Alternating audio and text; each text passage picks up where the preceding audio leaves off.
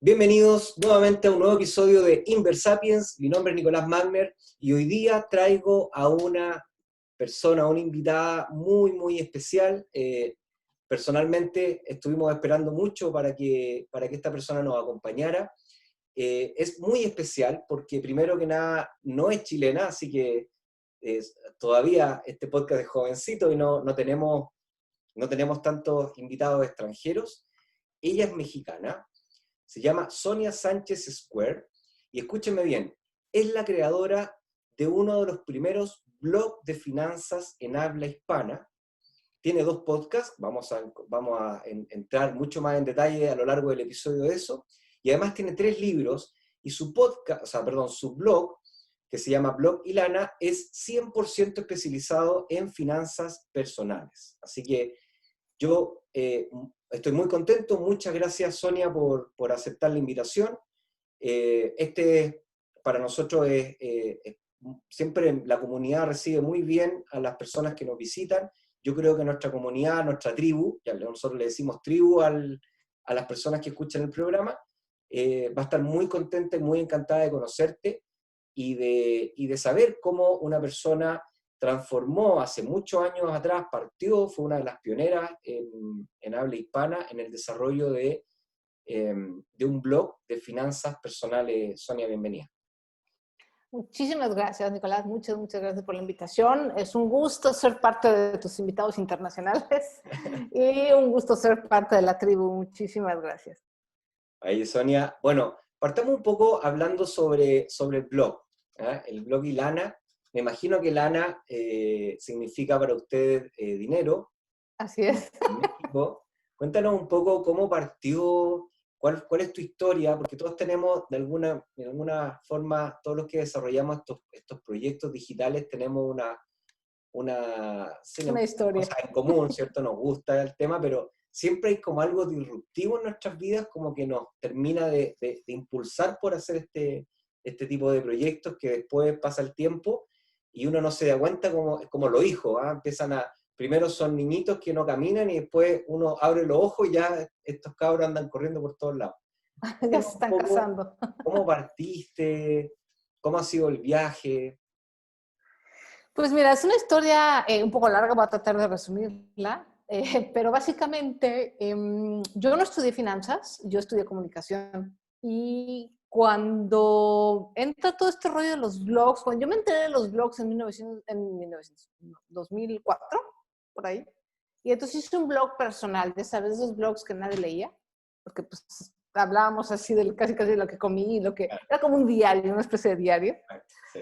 Pero me encantó, yo desde chiquilla me encantaba escribir, pero yo soy de una generación en la que había muchos lo que se llaman gatekeepers, ¿no? O sea, gente que tenías que pasar un chorro de filtros para tener un articulito chiquitito impreso en un periódico o entrar a publicar una revista. No se diga entrar a que te publicaran un libro o entrar a un programa de radio, era dificilísimo.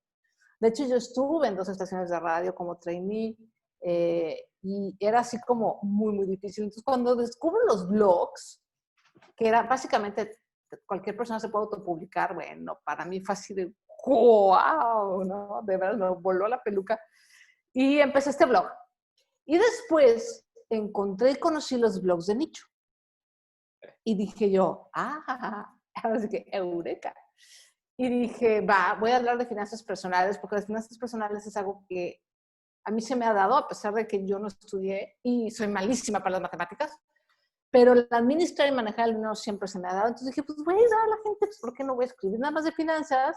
En un tema que en esa época, 2008, solo habían, de finanzas personales, solo habían revistas y periódicos especializados. Nada más, no había nada. Esa es una pregunta porque, bueno, yo me imagino que tú también estás en el tema de los infoproductores y todo lo que se conoce hoy día, lo que se discute, es cómo detectar el nicho.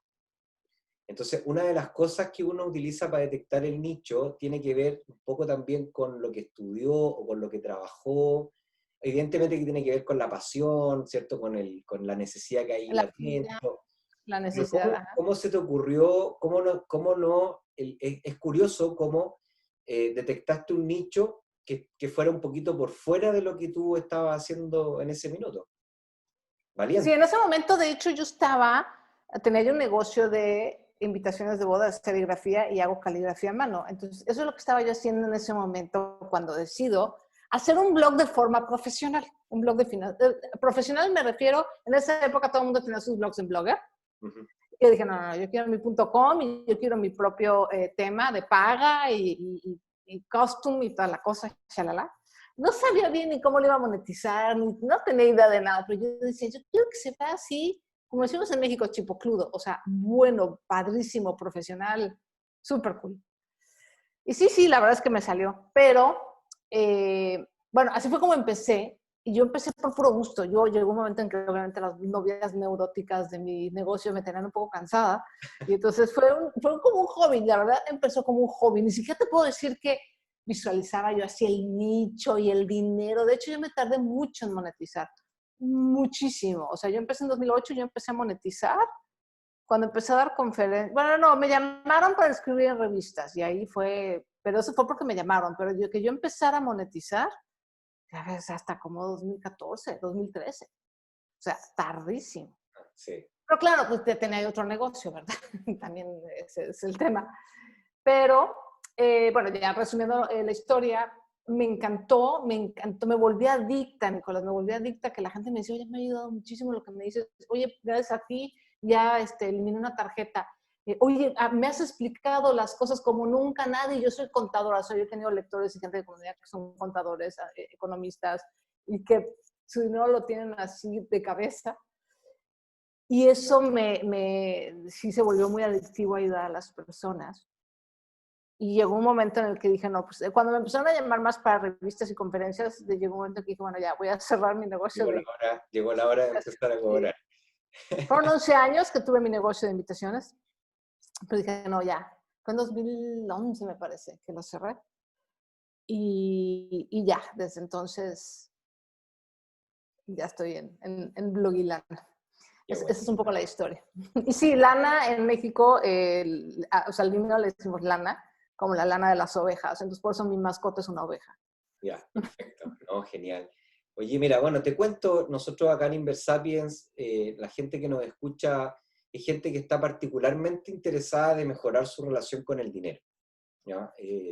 Dentro de eso, obviamente, está el ahorro y está la inversión, pero estamos viviendo en crisis que me imagino también en México está pegando fuerte también el tema del confinamiento por el COVID.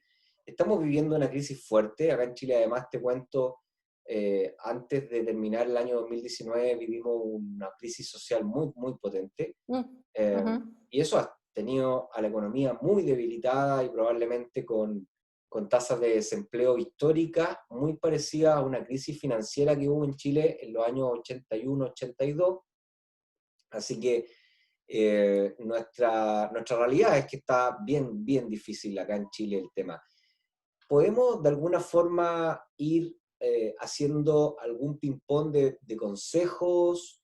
¿Cuáles son para ti los 3, 4 consejos imperdibles, los más importantes? Esto siempre es Pareto óptimo, entonces generalmente uno puede lograr grandes resultados con quizás 2 o 3 cosas. ¿Cuáles serían las cosas que uno podría recomendarle a una persona para poder vivir una situación de crisis? Que no le va a evitar el dolor, lamentablemente, pero al menos que no duela tanto. Claro. Sí, mira, yo creo que, y digo, mal de muchos, consuelo de tontos, pero en México no estamos mejor, si los hace sentir mejor eso. Bueno, ese es Aquí, el primer consejo ese. el No primer se sientan consejo tan es, mal. a veces sentirse acompañado es agradable. Este, mira, lo primero es entender que las crisis son cíclicas. O sea, el ser humano tenemos esta resistencia al cambio. Entonces, cuando las cosas están bien y estables, somos muy felices y de repente cuando viene un cambio y se estabilizan o viene una crisis, nos sentimos extremadamente mal. Y la verdad es que yo creo que lo primero es como hacer, como decimos también en México, de tripas corazón. O sea, decir, bueno, así es parte de la vida, ¿no? Aceptarlo y tratar de no tener tanta resistencia emocional. Yo creo que lo que más nos hace sufrir es la resistencia emocional. De, hay una crisis y es que los gobernadores no hicieron bien las cosas y es que el COVID y es que cómo es posible. Buenísimo. Entonces, tratar de no tener esa resistencia emocional, decir, bueno, pues en este barco estamos todos, o bueno, por lo menos en esta tormenta, a lo mejor estamos en diferentes barcos, pero la tormenta nos está dando a todos, vamos a tratar de hacer lo mejor que podamos. Entonces, consejo número 1. Consejo número 2 es hacer lo que yo llamo, Nicolás, el presupuesto de emergencia. Buenísimo. Es decir, sentarte contigo, un tecito, y si tienes pareja, con tu pareja, y decir, a ver, ¿cuáles son nuestros gastos? ¿Cuáles son nuestras cuentas? ¿Y con cuánto es lo mínimo que podemos vivir sin ponernos en aprietos? O sea, tampoco sin sufrir demasiado. Entonces, vamos a suponer que si ustedes como pareja gastan, no sé, $100 mensuales en promedio, y se sientan y dicen, no, mira, podemos quitar esto, y esto la verdad, pues nos encanta el restaurancito el fin de semana, pero pues no es indispensable, y empiezan a quitar cosas que no son tan indispensables, y llegan a este presupuesto de emergencia, que a lo mejor son $60. Dices, con $60 la libro, pago luz, agua, la colegiatura del chiquillo, y nada de lujos, o sea, es así, lo mínimo, mínimo, mínimo, mínimo para sobrevivir bien. Ese número es tu base. Entonces, eso te ayuda, uno, a darte una estabilidad. Es como una piedra, es como un ancla. Entonces, emocionalmente dices, ya sabes, ok, yo necesito $60 al mes. Y con eso ya la libro. Y eso te pone también una meta. Es decir, no importa lo que pase, me quede sin trabajo, ¿no? Yo tengo que encontrar la manera de generar $60 al mes. ¿No? Entonces, por un lado te da estabilidad y por otro lado te da como un objetivo y te da una certeza. ¿No? Una de las cosas que más nos molesta de las crisis justamente, y lo que ha traído el coronavirus, es la incertidumbre. Entonces, ese presupuesto de emergencia, Y híjole. sabes qué, Sonia, que además creo que hay muchos gastos que la gente no sabe que tiene. Sí. También es curioso que a veces, dos cosas. Al punto primero, creo que la gente, yo siempre les digo a las personas, mira, si no existieran las crisis, entonces no se podría disfrutar tanto los momentos de bonanza. Porque si siempre fuera de bonanza, entonces no sería tan disfrutable si es que no existieran también las crisis. Entonces, eso es lo primero. Y lo segundo, yo creo que esto es una oportunidad para las personas que les cuesta sentarse a mirar sus presupuestos y que les cuesta sentarse a mirar lo que gastan. Es una buena oportunidad, es una buena excusa para decir, oye, mira, esto ya escapa a si te gusta o no te gusta, esto ya pasa a ser parte de un hábito de sobrevivencia, de sentarse a notar cuáles son las cosas. Nosotros acá en Inversapien hablamos de las cuatro categorías. Decimos las necesidades, le decimos los placeres, decimos las inversiones y decimos los caprichos. Entonces, lo que hacemos es que las necesidades se mantienen y se tratan de optimizar un poquito, pero esas se tienen que mantener. Los deseos definitivamente se tienen que dividir por 2 o dividir por 3, dependiendo de qué tan grave sea el asunto. Los caprichos definitivamente hay que eliminarlos de la vida, no solamente ahora, sino que para siempre. Y las inversiones quizás se pueden eliminar por una ventana de tiempo. Tal vez no es tan necesario tener que estar permanentemente ahorrando e invirtiendo y llegar a ese presupuesto de emergencia que dices tú. Así es. Acordarse eso que dices es muy, muy importante también. Es transitorio. O sea, el registrar tus gastos no. Idealmente, y se los digo de todo corazón, porque a mí me preguntan, oye, ¿cuándo ya puedo dejar de registrar mis gastos? Claro. Y yo les digo, mira, la verdad, y esto es verdad, ¿eh? Esto no es mentira, esto es verdad. Yo ya lo hago por superstición, porque de verdad les juro que los meses y las temporadas, y lo he dicho con mi comunidad, lo he confesado, cuando ha pasado así, tal cual, cuando dejo de registrar los gastos, es el desastre. O sea, gastamos de más y entonces viene una temporada de sequía porque pues mi esposo y yo, él es freelance, yo soy freelance y emprendedora, entonces nuestro ingreso es irregular. Nada más dejo yo de registrar los gastos, Nicolás, y te juro que empiezan las vacas flacas. Es así como ya es como una maldición. Entonces... Yo creo que tiene mucha certeza, porque nosotros acá hablamos de que la relación con el dinero no te da rentabilidad, sino que te da tranquilidad. Claro. Entonces, cuando tú tienes un presupuesto, cuando tú conoces tu número, cuando tú sabes que tienes el dinero, nosotros hablamos de la seguridad financiera, que tienes la cantidad de dinero suficiente para cubrir 6 meses de tu presupuesto de emergencia, uno duerme más tranquilo. Y si tú duermes más tranquilo, descansas mejor y por lo tanto en el día eres más productivo. Entonces, eso finalmente termina derivando en tu capacidad de generar ingresos solo porque tienes la tranquilidad que te permite dormir tranquilo. Claro. Sí, no, definitivamente. El registro de gastos es un tema, le tenemos mucha resistencia emocional, porque también no queremos confrontar el hecho de, sí, no estoy haciendo mal, a lo mejor estoy gastando en lo que no debería, entonces es mejor no saber. El ser humano somos así, ¿eh? O sea, prefiero no saber. Sí. Pero, Como el examen del médico, el examen exactamente, exactamente. del ¿Para qué médico. quiero ir al médico? ¿Qué tal si tengo algo? Mejor no me entero. Sí. No se va el algo, ¿verdad? La enfermedad, pero no me entero, entonces soy muy feliz, ¿no? Ignorance is bliss. Entonces, pero no, la realidad es que lo que hacemos, tanto con la enfermedad, con el dinero, cuando le damos la vuelta y no lo queremos ver, es que se hace más grande. Si no queremos un monstruo más grande, queremos un monstruo que se salga de nuestra casa. Entonces, para que el monstruo se salga de la casa, tenemos que confrontar y decir, a ver, ya, vamos a sentarnos y vamos a hacer este registro y a lo mejor se nos hace pesado al principio, pero te juro que yo se lo digo a la gente. De hecho, tengo un curso para hacer el hábito del registro de gastos y no te tarda más, digo, a menos que seas del departamento de compras de alguna supertienda, pero registrar lo que compras al día no te tarda más de 2 minutos, te lo juro. Sí, Entonces, verdad.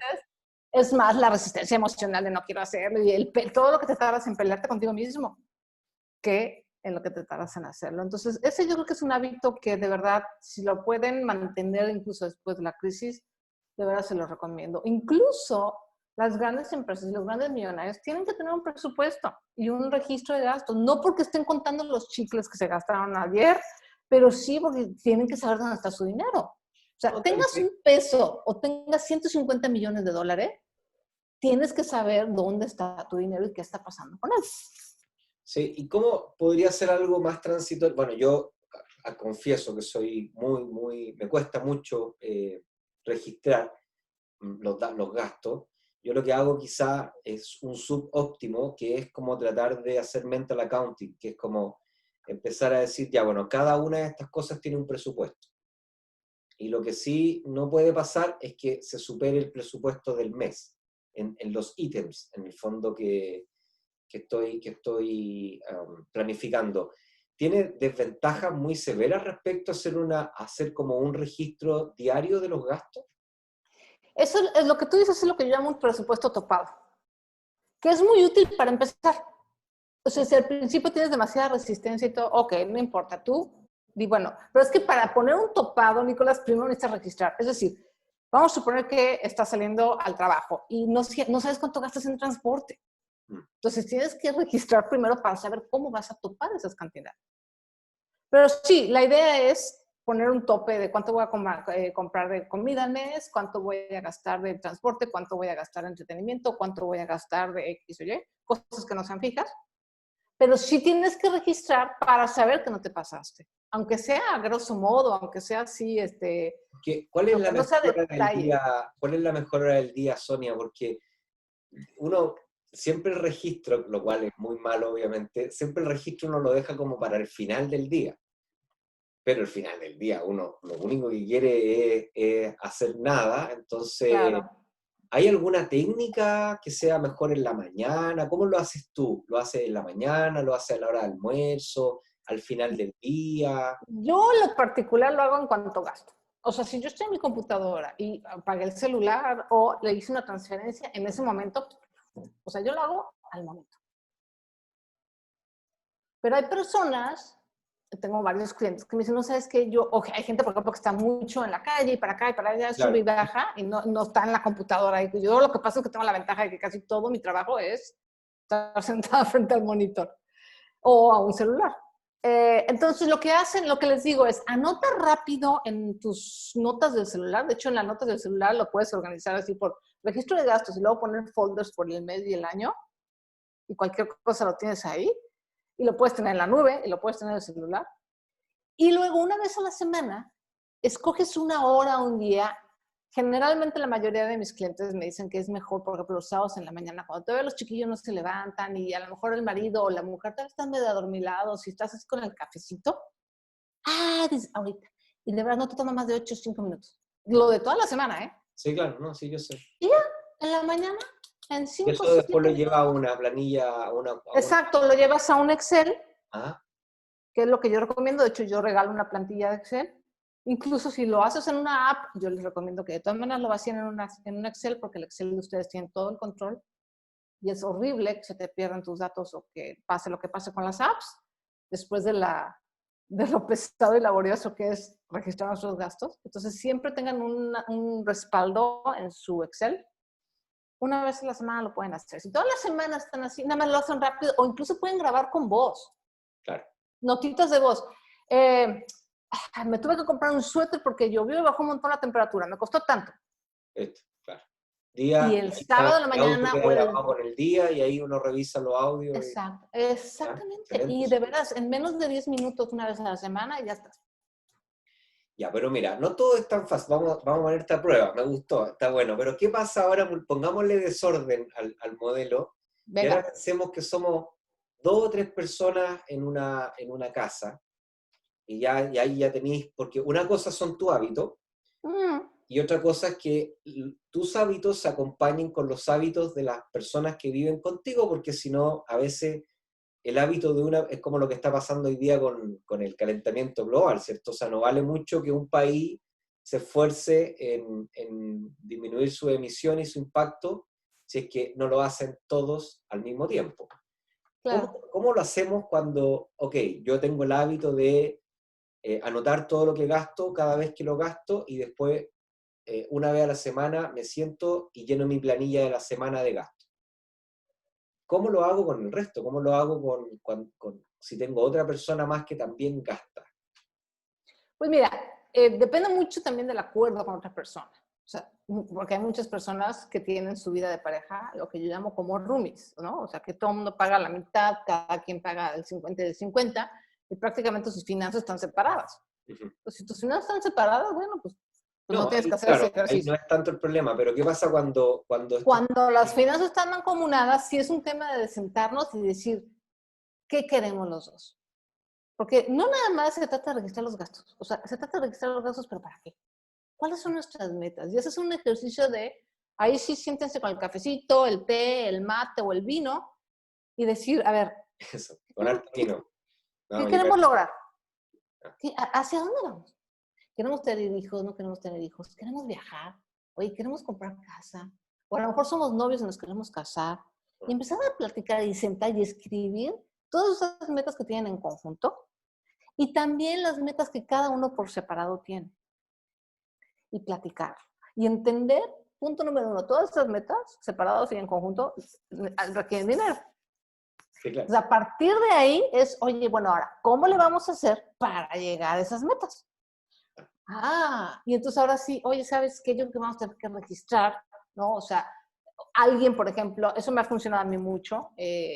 Yo me encargo de las finanzas de la casa, de todo lo que es la casa. Lo manejamos mi esposo y yo un poco como si fuéramos una microempresa, en el sentido de que yo soy la CFO, ¿no? La Chief Finance La gerente de Executive, finanzas, gerente de finanzas, sí, sí. exactamente.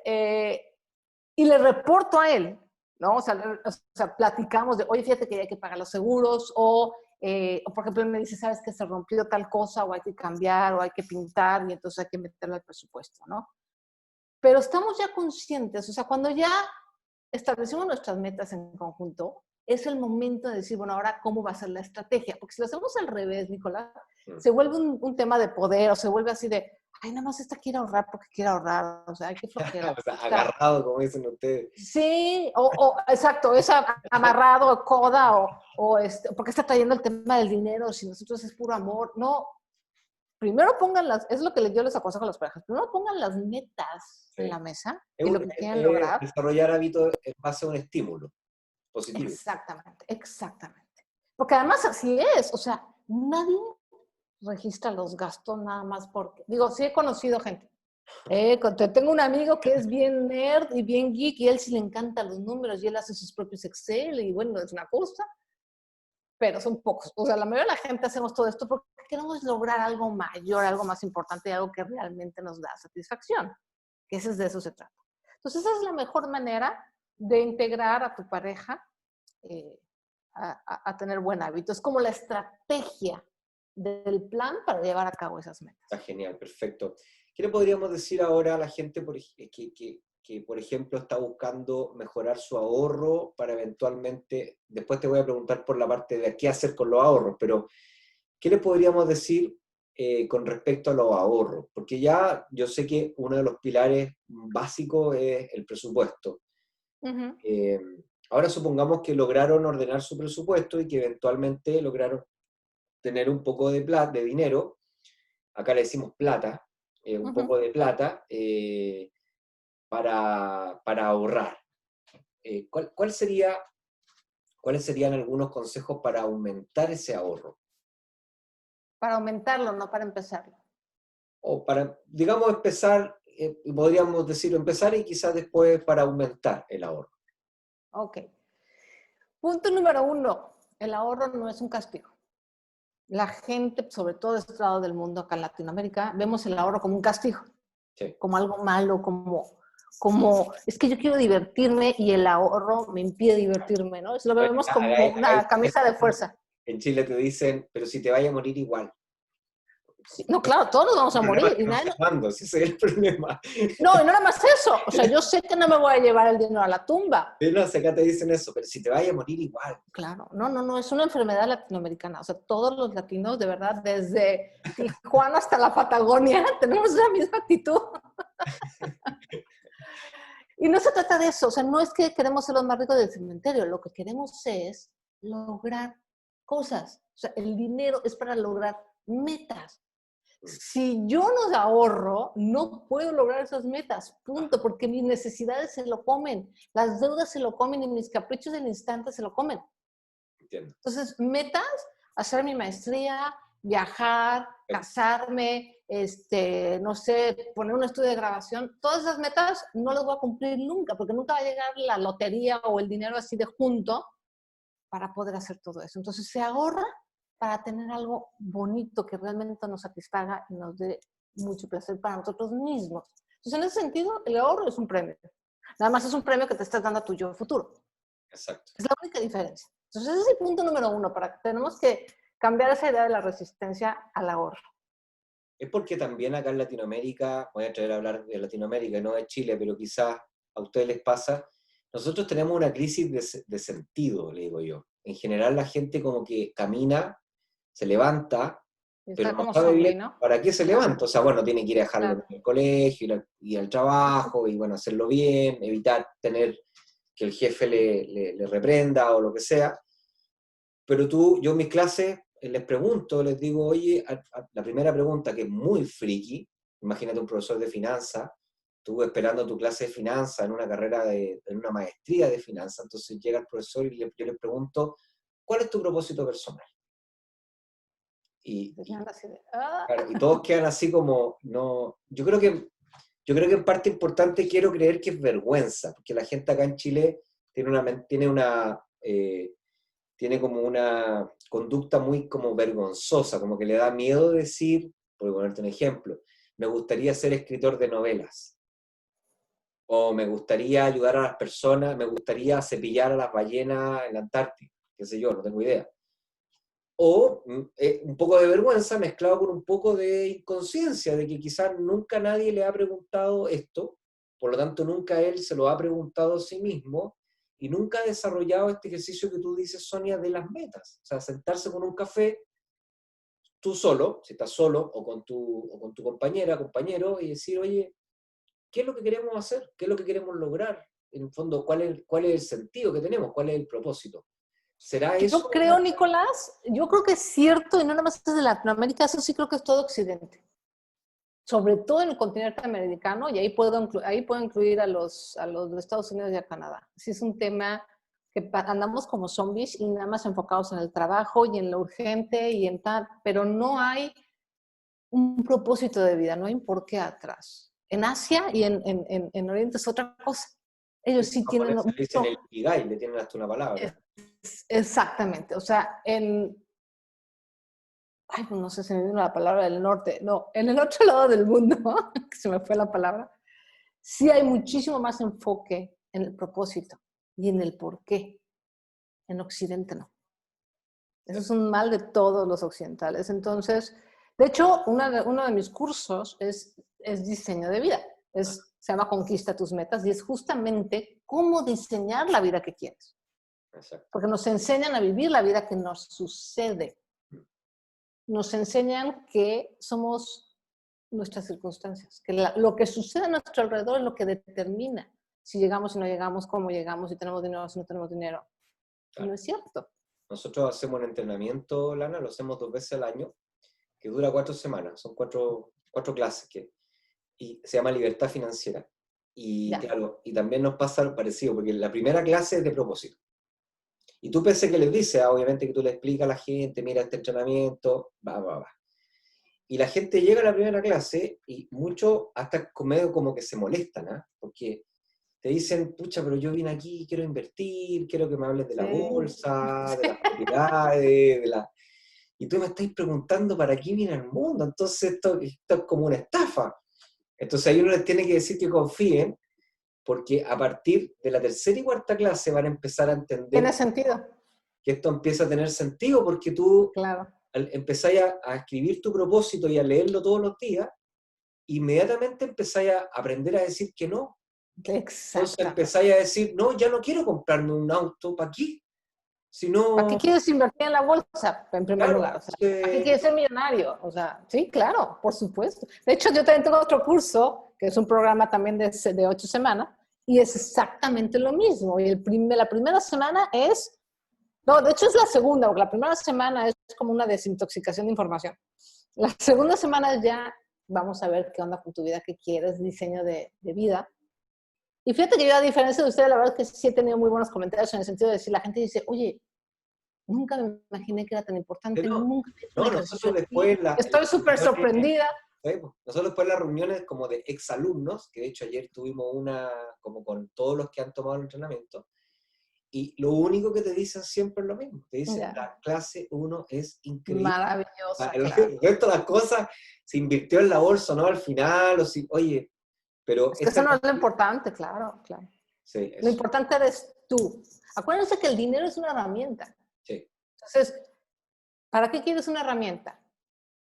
¿Para qué quieres un martillo? martillo, sí. ¿Para construir un librero? ¿Para destruir un bloque de cemento que te estorba?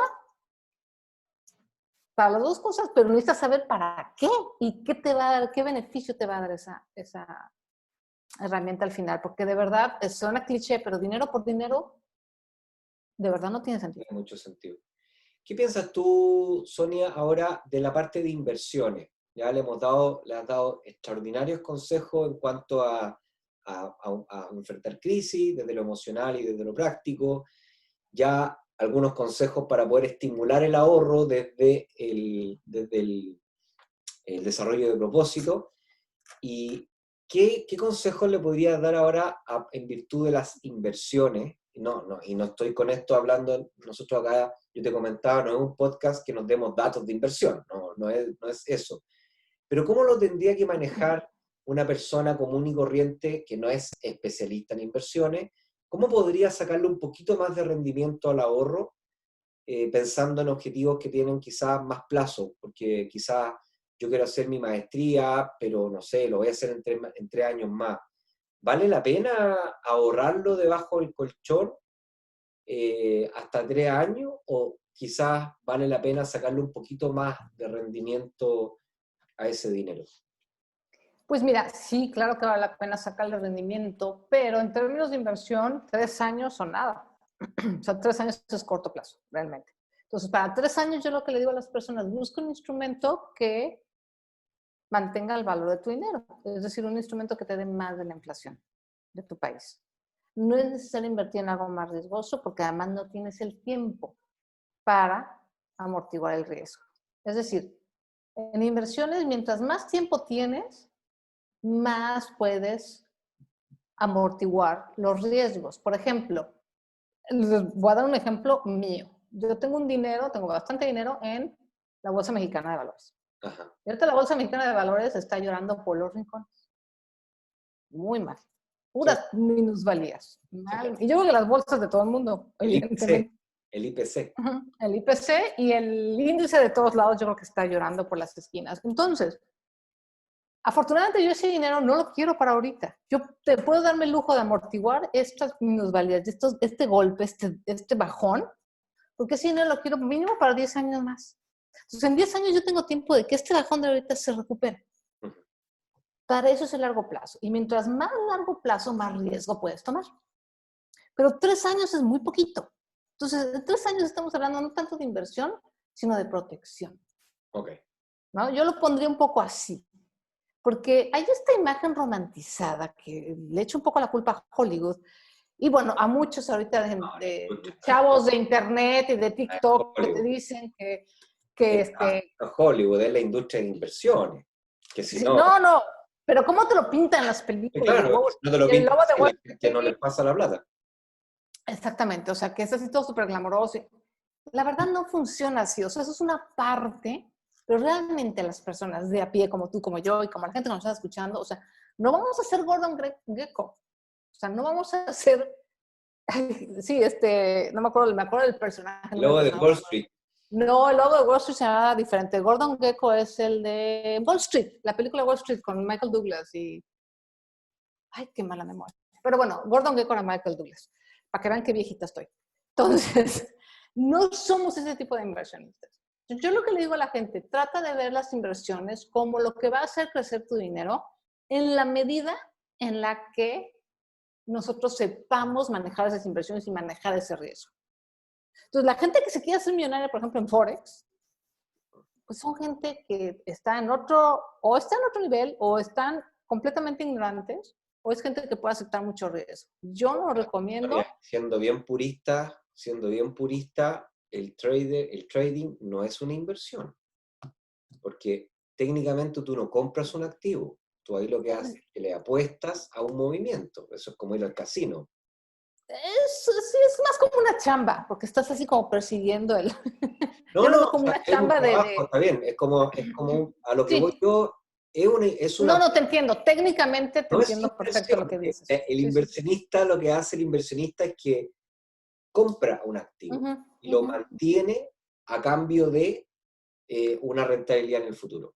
Sí, Acá, pero todo el mundo habla de todo este tipo de inversiones, incluso Bitcoin, que son como inversiones.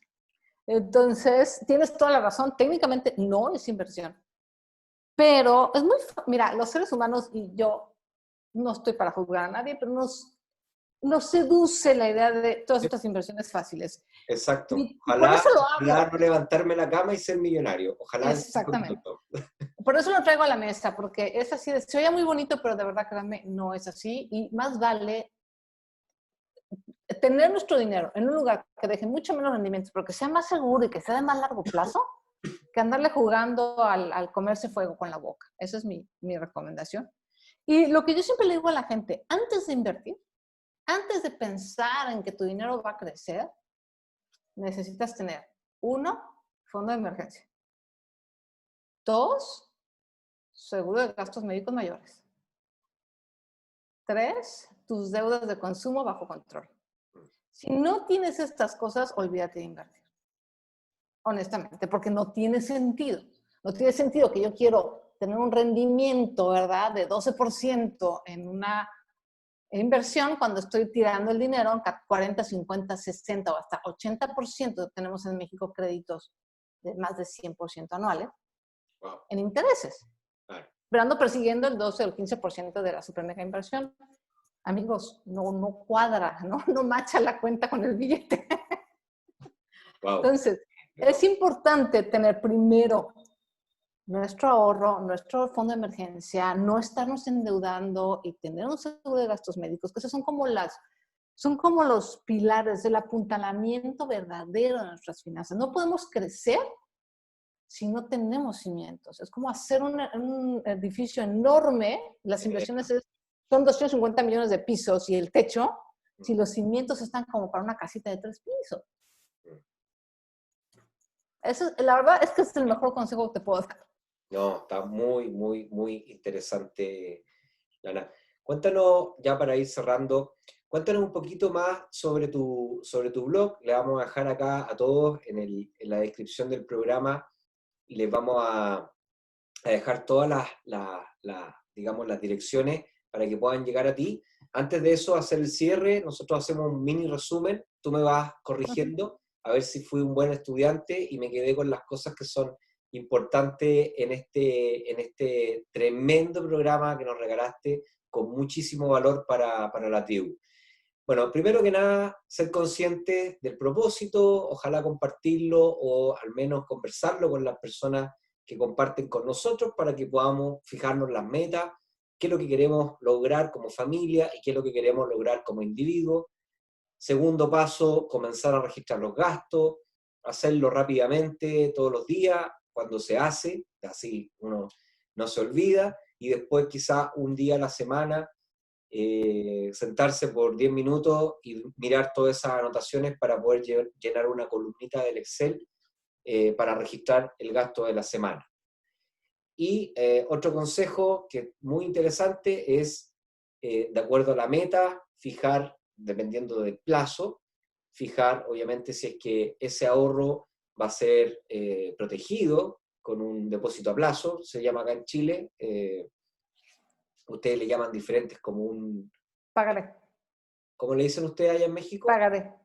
Un pagaré. Pagaré. Exacto, que protege contra la inflación y si además tiene más plazo, o sea, más de 5 años, 7 años, ya podríamos empezar a invertirlo en otras cosas. Pero el consejo número 1, estrella del capítulo, es cuidado porque si es que no se lograron los primeros puntos, es decir, tener una conciencia fuerte de tu propósito, o sea, saber hacia dónde vas, tener tu presupuesto muy bien registrado y controlado y tus deudas de consumo muy amarradas, entonces la verdad es que no vas a tener los cimientos suficientes como para poder hacer inversiones más sofisticadas con éxito.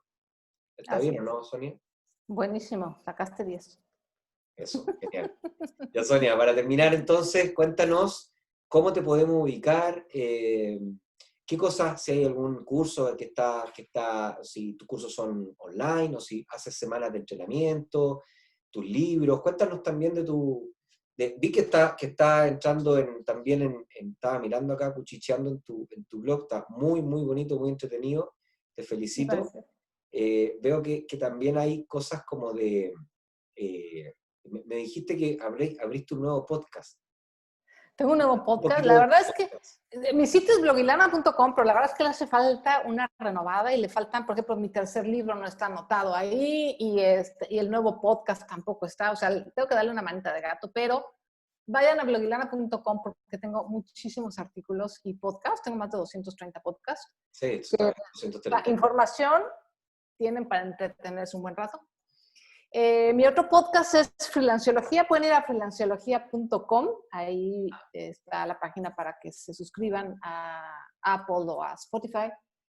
Y tengo ahorita... Ahí está ayudando a gente para que pueda ser freelancer o coemprender. Sí, básicamente son herramientas para freelancers, solopreneurs, personas que son profesionistas y gente que quiere emprender. O sea, las herramientas es como la columna vertebral de cómo hacer un negocio. O sea, cómo tu trabajo, tu chamba de freelance lo puedes hacer un negocio. Y un negocio no me refiero a que tenga tus 150 millones de empleados, sino No, no, claro.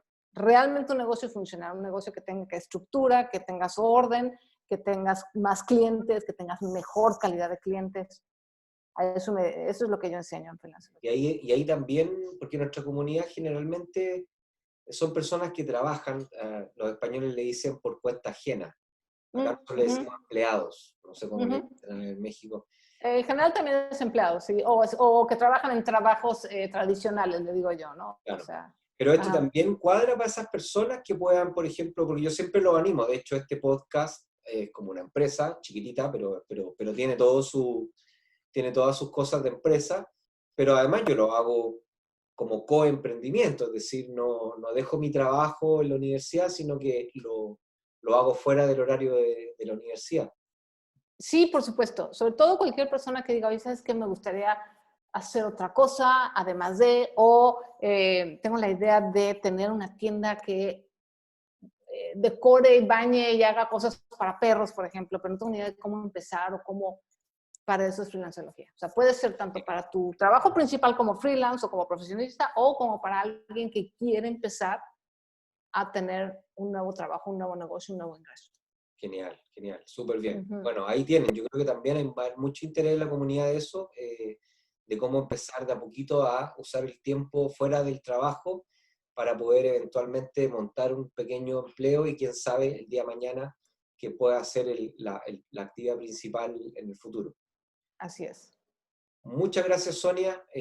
Sonia nuevamente de Blog Ilana, una de las primeras, si es que no el primer blog en finanzas personales de habla hispana, así que ha sido un honor, más de 232 capítulos en su podcast, es un tremendo proyecto, lo recomiendo para que lo vayan a ver, les vamos a dejar todos los links, y en redes sociales, no sé si te podemos encontrar, Sonia, Sí, en la mayoría de las redes sociales soy blogilana, blog Y lana, salvo en Instagram que soy blogilana.com.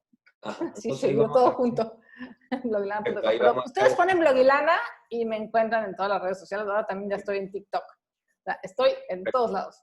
Listo, genial. Muchas gracias, Sonia. Y nada, dejo entonces invitado a todos que te conozcan, que vayan a ver tu proyecto y que ojalá puedan mejorar también su relación con el dinero con tu ayuda. Así que me despido, muchas gracias. Nos Muchísimas vemos gracias, de en verdad. otro episodio de Inversarios. Chao.